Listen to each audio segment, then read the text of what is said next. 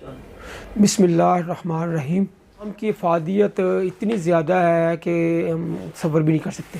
जिस तरह आम ज़ायके के हवाले से तमाम फलों का सरदार है, इसी तरह अपने न्यूट्रिशनल इफ़ेक्ट्स की वजह से, इस अपनी ग़िज़ाइयत की वजह से पूरे फलों का सरदार है। इसकी ग़िज़ाइयत इतनी ज़्यादा है कि जितने भी फल हैं सबसे ज़्यादा इसमें कैलोरीज़ हैं, इसमें न्यूट्रिशंस हैं, इसमें फॉलिक एसिड है, इसमें इवन तांबा तक है, इसमें विटामिन सी बहुत ज़्यादा है, विटामिन B6 बहुत ज़्यादा है। तो एक ही चीज़ में इतने ज़्यादा मिनरल्स, इतने ज़्यादा मादनियात बहुत कम होते हैं। ये ज़ायके के और उसके साथ फिर ज़ायका भी हो, ये बहुत बड़ी अल्लाह की नेमत है।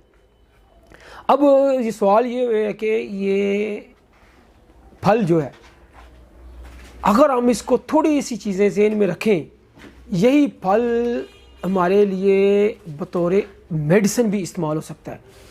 और इलाज बिल ग़ज़ा की यही खूबी है कि ग़ज़ा को बतौर दवा कैसे इस्तेमाल किया जाए। वो लोग जिनको गैस हो, कब्ज़ हो, बवासीर हो, जिनका पेट बढ़ा हुआ हो और इवन जिनका खून गाढ़ा हो, कोलेस्ट्रॉल हो। अब देखें आम की कितनी खूबसूरत बात है कि इसमें कोलेस्ट्रॉल 0% होता है, कोलेस्ट्रॉल नहीं इसमें होता। तो इस वाले से कितनी बड़ी नेमत है।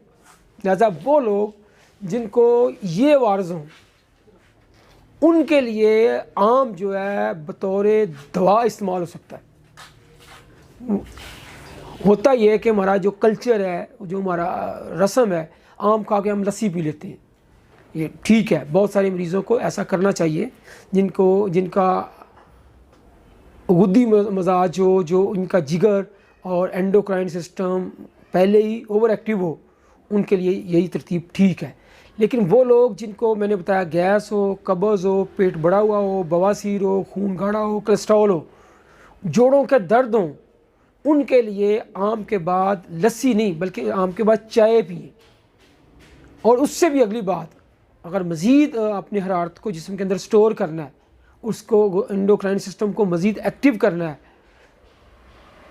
तो फिर चाय के साथ तेज़ पत्ती का कहवा ले लें, उसके साथ कोई प्रोटीन ले लें, बादाम ले लें, इसके साथ गोश्त ले लें, इसके साथ कोई भी आप मतलब कि ये मेवाजात में से कोई चीज़ ले लें, अंडा ले लें प्रोटीन, तो आप देखेंगे कि ऐसे मरीज़ों के लिए ये बहुत बड़ी मेडिसिन है।